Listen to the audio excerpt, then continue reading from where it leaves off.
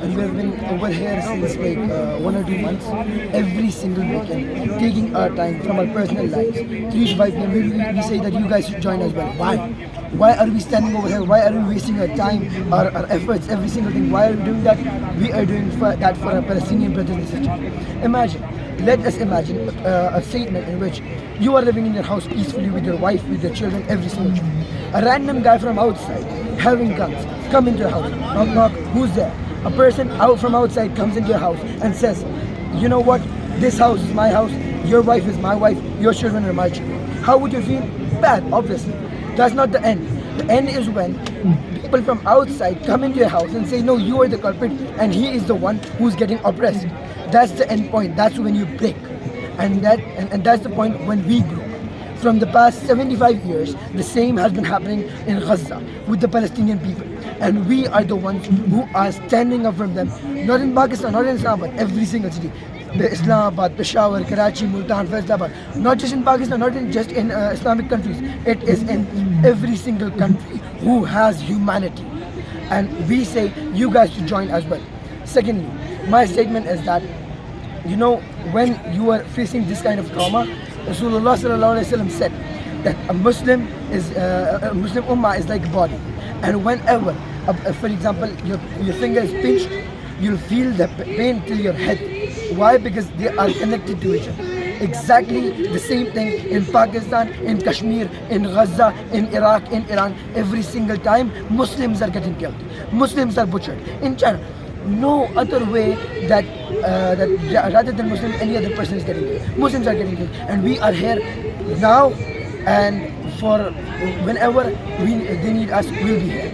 And the last thing I'm going to say is that Ya Hurriyat, Ya Shahadat. Afnan, I have a question. Do you know about the OIC? Yes, Organization of Islamic Conference. Yeah. I personally think the aim of the OIC was was the Palestine. Yeah. So what do you think about the OIC? They're not taking any strict action, and they're not like any serious on serious platform. So what do you think about the OIC? Let me respond to that in a technological way. Firstly, look at the United Nations, made in almost 1970s. They were made to protect the world, but they failed to do that. They are doing it for their own personal interests. They are feeding themselves. They are doing every single thing for their own interests. Same as the case. National interest. Yeah. Same as the case with OIC. You know, 20 to 30 years back, it was kind of, you know, a game in which Palestine was getting hit day by day, and it was getting bombed. And OIC was doing, okay, we'll take some action, okay, we'll take some action. But now, there was an OIC conference and nobody talked about Palestine. And even the countries who are not Muslim countries are talking about Palestine. Look at the dilemma over here. Yeah? So people who are not Muslims are talking about Palestine, but the ones who are responsible for the protection of Palestine, Al-Quds, are not talking about Palestine. Well, that's... So the OIC headquarters is located in Jeddah. Yeah. So what do you think about the Saudi government? What's your opinion? I don't want to get picked up, but still, I'm going to say that Mohammed bin Salman is the one who should be responsible at the first place. Why? Number one, he has blocked Yemeni rockets who were getting targeted into Israel. He blocked that. Why? Because he's getting paid. He's getting paid by whom? USA, UN, every single country who is rich. And they are after Saudi Arabia. Why? Because of oil.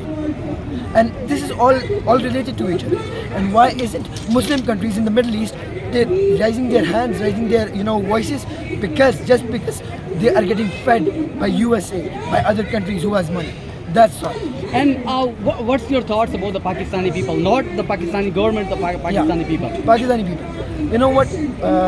Initially we'll talk about the Pakistani government as well. Huh? So when Pakistan became a nuclear state, Palestinians were the one who were celebrating so loudly, mashallah, mashallah, zabardast, that Pakistan has gained his nuclear power. And what are we doing with our nuclear power? Nothing. Where is Shaheen 3? No one knows. And I'm not going to say because I don't want to get picked up by black dogs. Anyways, continuing further, I'm just going to say that, you know what, when it comes to Pakistani people, those are the best people inside the world. You know, we can say हमारा कसूर यही है कि हमें government ऐसी है. But Allah says in the Quran as well, जिस तरह तुम होते हो, the way you are, you have the government. There are certain people who are, at the same time, who are not in the favor of Pakistan but living in Pakistan. And we want to eradicate those culprits from our country. That's right. Other than that, Pakistani countries, Pakistani people are very good people. And look here, all those are Pakistani people. Why are they here? For their Palestinian brothers and sisters, and they will be standing till the end of their lives. Thank you so much, Afnan.